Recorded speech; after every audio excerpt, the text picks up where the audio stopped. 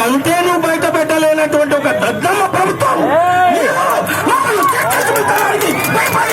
నీకు ఏం ధైర్యం ఉంది అనేటువంటి పద్ధతులలో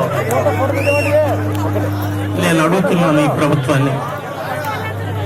ఎంతో మంది ఉద్యోగులకు, ఉపాధ్యాయులకు, కార్మికులకు అనేకమైనటువంటి నష్టాలు చేసి వ్యతిరేక విధానాలు అనుభవించినటువంటి ప్రభుత్వాలు ఎన్నో కాలగర్భంలో వచ్చాయి.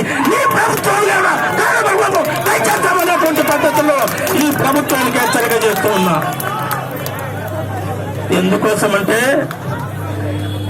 డిఏ అనేటువంటిది కరుబత్యం. నేను డిమాండ్స్ జోలికి పోను, మీరేం కంగారు పడకండి, అన్ని తెలుసు మీకు. ఆ పిఆర్సీలో డిఏను కల్పించేస్తానంటున్నారు, కరుబత్యం.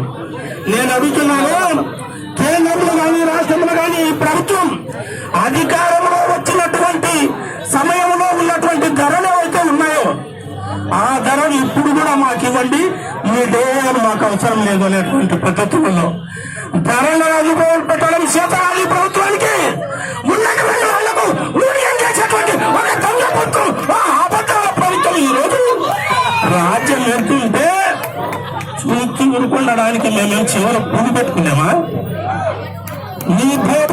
నీ భయాలకు ఈ ఉద్యమాన్ని అడగలొక్కాలని ఈ ప్రభుత్వం ప్రయత్నం చేస్తే నీవు ఎంత అడగలొక్కే అంత పైకి చేస్తాం.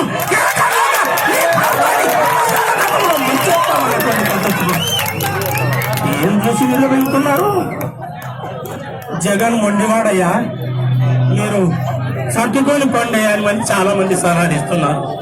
నేను చెప్తున్నాను ముఖ్యమంత్రి గారికి, నీవు మొండివైతే ముఖ్యమంత్రిని వాళ్ళ పాటలను కూడా సై అంటే సై ఈ రాష్ట్రంలో ఉద్యమాన్ని కొనసాగిస్తాం. నేను అడుగుతున్నాను మిమ్మల్ని, రాష్ట్రంలో కానీ జిల్లాలో కానీ మన నాయకులను అరెస్ట్ చేస్తే మనం ఎక్కడుండాలా? ఇళ్ళల్లో ఉండాలి. హెచ్చరిక చేస్తున్నాను, టచ్ చేస్తే రాష్ట్రంలో కానీ జిల్లాలో కానీ ఏ నాయకుడిని అరెస్ట్ చేస్తే వేలాది మంది, లక్షలాది మంది జైళ్ళను నింపేస్తాం. ఖాళీ దొరకపోతే నేను చేసుకుంటాం, నీ ఇష్టం. నీకు తట్టుకునే ధైర్యం ఉందా?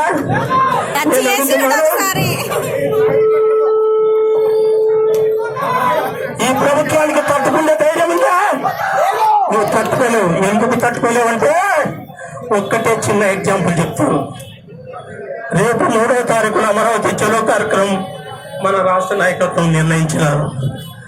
ఆ రాష్ట్ర నాయకత్వం అమరావతిలో ఏదైతే నిర్ణయించినారో అటువంటి ఉద్యమాన్ని అమరావతి నడిపడిన, విజయవాడ నడిపడిన లక్షలాది మందితో ఈ చేస్తాం. ధైర్యం ఉంటే ఆపుకో. నీకు ధైర్యం ఉంది అని అడుగుతున్నాం. కమిటీనే బయట పెట్టలేనటువంటి ఒక దద్దమ్మ ప్రభుత్వం, అబద్ధాల ప్రభుత్వం, దగాకోరు ప్రభుత్వం, నీ మమ్మల్ని మాట్లాడేటువంటిది నీ మంత్రులు, నీవు కూడా ఏమైనా మీ కమిషన్లలో వాటి అడిగినావా? ఎందుకోసమంటే ఇది మనం సాధించింది కాదు. కాంగ్రెస్ సోదరులు మనం బాగా అర్థం చేసుకోవాలా. మన పూర్వీకుల నాయకులు అనేక త్యాగాలు చేసి మన యొక్క ఉద్యమాలను, మన హక్కులను అనేక త్యాగాలు చేసి బలిదానమై ఉద్యోగాలు పోగొట్టుకొని ఈ యొక్క మన డిమాండ్స్లన్నీ కూడా మన యొక్క సమస్యలు సాధించుకున్నారు. అటువంటి సమస్యలు నిలబెట్టుకోవడం కోసం మన యొక్క స్వాతంత్ర పోరాటం చేయడానికి కూడా ఎందుకంటే వేయమనేటువంటి పద్ధతుల్లో రాష్ట్ర ప్రభుత్వానికి ఒక హెచ్చరిక చేస్తున్నాం. ఈరోజు రాష్ట్ర నాయకత్వానికి కూడా మనం ఒక అప్పీల్ చేయాల్సినటువంటి అవసరం ఉంది.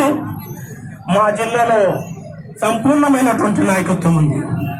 మీరే మా రాష్ట్రంలో, మా జిల్లాలో ఎటువంటి ఏ నిర్ణయం ఇచ్చినా, ఏ కార్యక్రమం ఇచ్చినా, ఏ పిలిపించినా 100కి 100 పాలు, 200 పాలు కూడా